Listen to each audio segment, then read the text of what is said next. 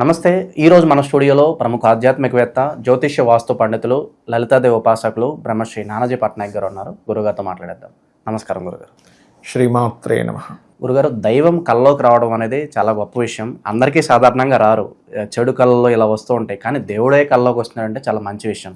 అయితే అమ్మవారి కల్లోకి వస్తే ఒక రకమైన సంకేతాలు ఉంటాయి. ప్రత్యేకంగా వినాయకుడు కల్లోకి వస్తే ఏం జరగబోతుంది, ఎలాంటి సంకేతాలు ఉంటాయి అంటే ఇలా దైవం కల్లోకి వస్తుందంటే పూర్వజన్మలో మనం మంచి కర్మలు చేసినట్లయినా ఓవరాల్గా దీన్ని ఎలా చూడొచ్చు అంటారు? మంచి ప్రశ్న వేశారండి. ఇక్కడ రెండు ప్రశ్నలు మీరు సంధించారు. ఒకటి గణపతి కల్లోకి రావడము, రెండవది కర్మ థియరీ. రెండుటికి నేను మీకు క్లారిటీ ఇస్తాను. ఫస్ట్ అసలు మనకు ఎందుకు స్వప్నాలు వస్తాయి అంటే, ఒకటి అమ్మవారు స్వప్న రూపంలో ఉంటుంది. యాదేవి సర్వభూతేషు స్వప్నరూపేణ సంస్థిత, లజ్జారూపేణ సంస్థిత, విద్యారూపేణ సంస్థిత, ఇలా చాలా రకాలు ఉన్నాయి. అలాగే ఎందుకు వస్తుందండి కళలోకి? మనకి ఒక అలర్ట్నెస్ చెప్పడానికి. మనం బాగా బాధల్లో ఉన్నాం, నీకేం కాదులే నేను ఉన్నాను, నీకు మంచి రోజులు రాబోతున్నాయని చెప్పి అమ్మవారు ఇచ్చేటువంటి ఒక గొప్ప సంకేతం దేవతా రూపంలో రావడం, అదొకటి కారణం. రెండవది, వీళ్ళకి నడుస్తున్న మహాదశ అంతర్దశలు బట్టి కళ్ళు వస్తుంటాయి. పంచమంలో లేదా 12వ స్థానంలో రాహుకేతువులు సంచరిస్తుంటే వాళ్ళకి ఎక్కువ సర్పాలు వస్తుంటాయి కళ్ళలోకి. అయితే ఇక్కడ గణపతి అన్నారు. గణపతి అంటే ఏమిటంటే, నీకు ఇంక ఈ రోజు నుంచి అన్ని ఆటంకములు తొలగిపోబోతున్నాయి అని చెప్పడం. సర్వజ్ఞానాన్ని తొలగించే వాళ్ళు గణపతి. అంతేగా దేవతలకు కూడా, మనకే కాదు దేవతలకి కూడా ఏదైనా ఆటంకాలు వస్తే ఆయనే తొలగించాలి.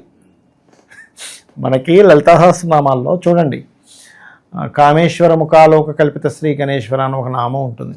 అదేంటో ఏమీ లేదు. అక్కడ బండాసురుడు తమ్ముళ్ళు ఇద్దరు ఉంటారు. అందులో ఒకడు ఏం చేస్తాడు, బాబోయ్ వీళ్ళు అదరగొట్టేస్తున్నారు, బీభత్సమైన యుద్ధం చేసేస్తున్నారు శక్తిసేనలు, ఎలాగరా ఆపడం అని చెప్పని ఒక విఘ్నశిలా యంత్రాన్ని పైనుంచి విసిరేస్తాడు.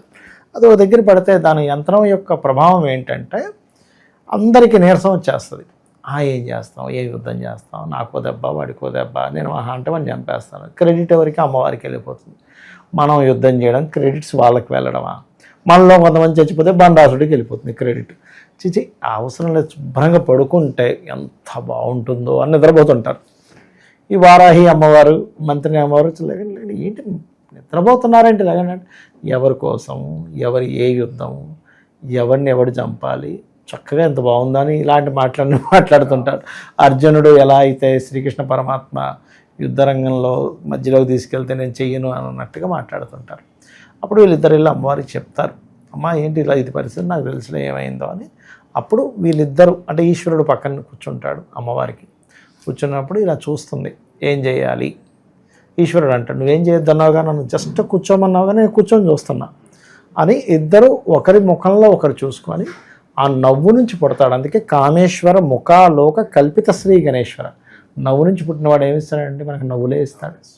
అలా అమ్మ ఏం చేయాలి, ఎవడో ఏదో పెట్టాడంటే పోయింది అంటే ఒకే ఒక గుద్దుతో ఆ విఘ్నశిలా యంత్రాన్ని బద్దలు చేస్తారు. అప్పుడు అందరూ మళ్ళీ ఇలా ఏంటి ఇలా ఉండిపోయి, పదండి యుద్ధం చేద్దామని. అలా ఏంటంటే మీకు కళలోకి వచ్చాడు గణపతి అంటే అది మొట్టమొదటిగా మీరు ఎంతో సాధకులైతే కానీ రారు అంత ఈజీగా. అంటే గణపతి విషయంలో లేదా పూర్వజన్మలో చేసిన సాధన అయి ఉంటుంది, పూర్వజన్మలో కొంత చేసి ఉంటారు, ఈ జన్మలో ఇంకొంత బ్యాలెన్స్ ఉంటుంది.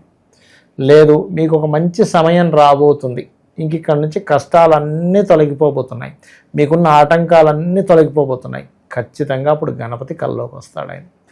ఆయన వచ్చాడు, కల్లోకి వచ్చాడు, అది మాటికి పదే కనిపిస్తున్నా బయట మనకి. దాని అర్థం కూడా మనకి చూడండి, ఒక్కోసారి న్యూమరాలజీలో ఒక లెక్క ఉంటుంది, ప్రతిసారి నాకు ఎందుకు 1 నెంబర్ కనిపిస్తుంది అండి అంటాడు, రిపీటెడ్గా కనిపిస్తూ ఉంటుంది. అలా ఎప్పుడు డబుల్ డిజిట్ కనిపిస్తుంది అండి అంటారు. ఏమోనండి నాకు ఈ మధ్య అన్నీ వాచ్ టైం చూసినా అదే కనిపిస్తుంది, నెంబర్ చూసినా అదే కనిపిస్తుంది, ఏదైనా ఒక ముఖ్యమైన విషయం చూసేటప్పుడు అదే నెంబర్ కనిపిస్తుంది డిజిటల్లో అంటుంటాడు. అంటే ఏమిటి, అది ప్రకృతి ఇచ్చేటువంటి ఒక సంకేతం.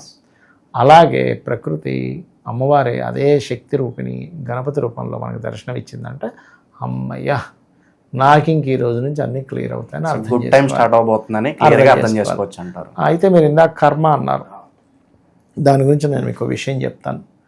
కర్మని ఎవరూ చీట్ చేయలేరు, నిన్ను కూడా కర్మ చీట్ చేయదు. నువ్వు ఎక్కడ దాక్కున్నా వచ్చేస్తుంది కర్మ.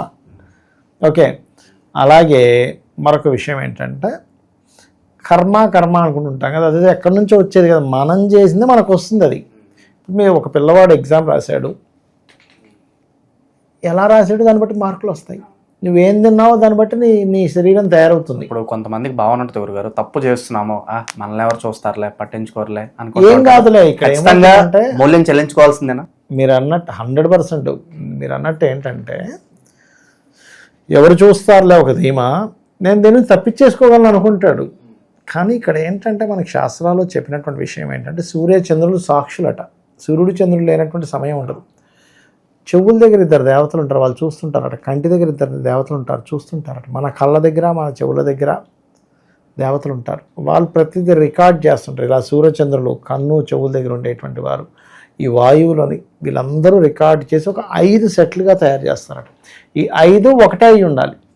ఈ 5లో ఒకటి రాసినా సరే మళ్ళీ రీవెరిఫికేషన్ జరుగుతుంది, కేసు మళ్ళీ రీస్టడీ చేయండి అన్నట్టుగా. అలా చూసి మనకి ఆ కర్మ ఫలితాన్ని పరమేశ్వరుడు మనకి ఇస్తాడు. కాబట్టి ఏంటంటే మనం చేసిందే మనం అనుభవిస్తూ మనం బాధపడుతుంటాం. ఇంకా కొన్ని గమ్మత్తైన విషయం చెప్తా ఇక్కడ. కొంతమంది చూడండి, అబ్బా ఏమిటోనండి అసలు అన్నీ ఉన్నాయి కానీ డబ్బులు లేవని ఏడుస్తుంటాడు. బట్ పాస్ట్ లైఫ్లో ఏం జరిగింది తెలుసా, అక్కడ డబ్బులు ఉంటాయి కానీ ఏమీ ఉండవు, మంచి భార్య ఉండదు, మంచి పిల్లలు ఉండరు.